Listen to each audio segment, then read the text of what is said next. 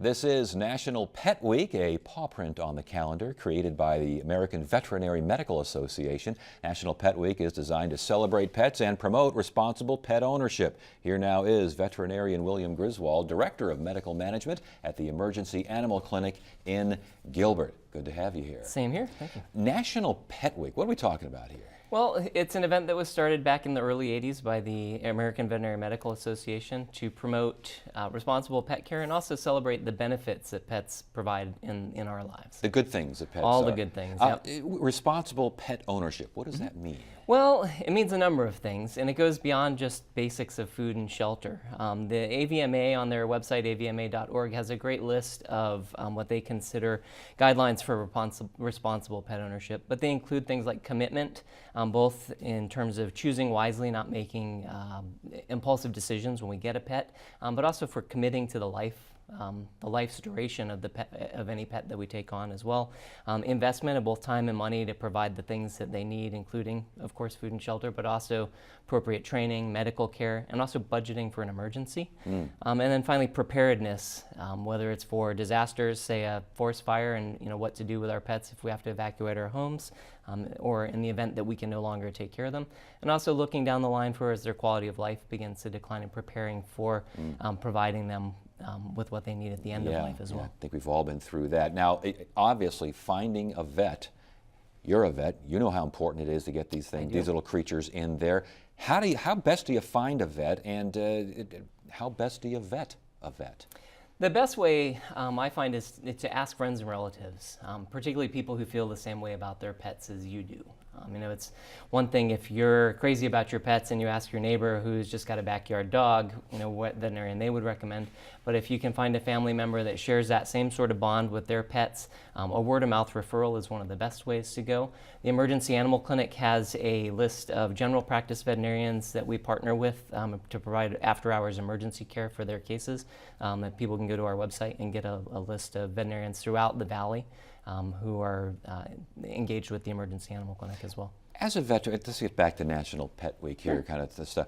As a veterinarian, do you see differences between dog owners and cat owners? Not so much. You don't? I own both, so maybe they're not as pronounced. The differences aren't as pronounced to me. But there can definitely be differences, I think, between the true cat lovers, or only those folks who prefer cats over dogs, and vice versa. Dog owners tend to be a little bit maybe more outgoing and louder, kind of like that Labrador puppy crashing through the gate. But I'd read that vets are less likely to see cats on a regular basis than they are dogs. Yes, that is sadly true. Cats are the most popular pet, by numbers anyways, in the United States these days, and only 20 to 30% of veterinary visits are made up of by cats. Well, I can tell you one reason why folks probably don't take their cats to the vets quite as often. It's a disaster scene in the vehicle when you're trying to drive that cat to the vet. What can you do to make that less stressful? Well, there are a number of things that you can do. The easiest with cats, or the best with cats, is to get them used to the carrier before you need it. And so things as simple as feeding them in their carriers, providing a bed or a comfortable resting place within the carrier. A lot of cats prefer the soft-sided kind of duffel bag style over the hard plastic carriers. And oddly enough, the smaller the carrier, the more comfortable a lot of cats are. They feel kind of like safe and enclosed in a small space, so they may be less stressed in a smaller carrier than they are in a larger one. And as far as dogs are concerned, along with cats, but for all pets, well, dogs and cats specifically, spaying, neutering, how important? Critically important, particularly for reducing pet overpopulation. There also are several health benefits, ranging from reducing certain types of cancers to eliminating unwanted behaviors in both cats and dogs of both sexes associated with surgical sterilization. So what side do you fall on the spay and release, the neuter and release ideas? That is a really tough problem. There are, like you said, two sides. Yes. There are, on the one hand, the cat proponents, and on the other hand, to some extent, environmental proponents, striking a balance between the needs of native wildlife and the overwhelming number of stray and feral cats in America is a real challenge. So you're basically right there in the middle. Yeah, well, I think there is evidence to support both positions, and that's where the real challenge runs in. It's very easy for both sides of the matter to mount a compelling argument. I'd read that, I looked at pet-friendly states. Arizona's not in the top 10 for the most pet-friendly, not in the top 10 for the least pet-friendly. What do you make of all that? I don't know. I would say it's a pretty pet-friendly place, particularly dog-friendly with our walled subdivisions, and everybody's got a fence around or a wall around their yard. Generally speaking, particularly the Metro Phoenix area, there are a lot of businesses that welcome pets, even restaurants with dog-friendly patios and that sort of thing. But yet in the summertime, we know that you got to watch your pets. In the wintertime, there are days, nights, I should say, when you got to watch your pets.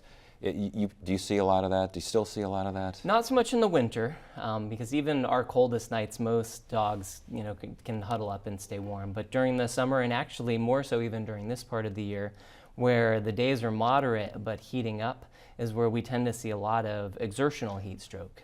Just like with children, we can see dogs that get accidentally left in cars any time of year.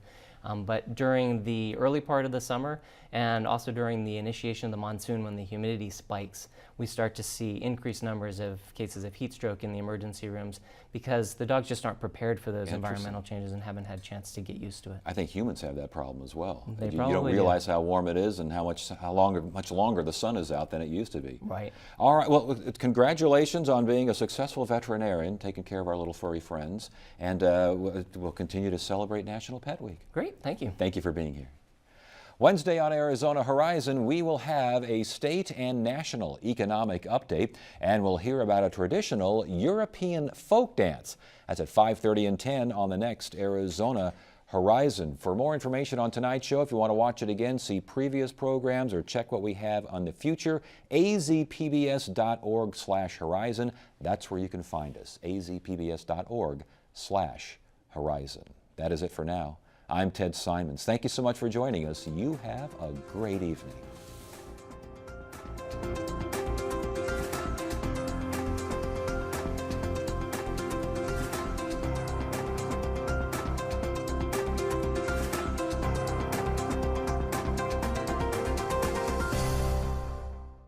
Arizona Horizon is made possible by contributions from the Friends of Eight, members of your Arizona PBS station. Thank you. Virginia G. Piper Charitable Trust, committed to changing lives and strengthening community through investments in nonprofits and strategic initiatives. More information at pipertrust.org.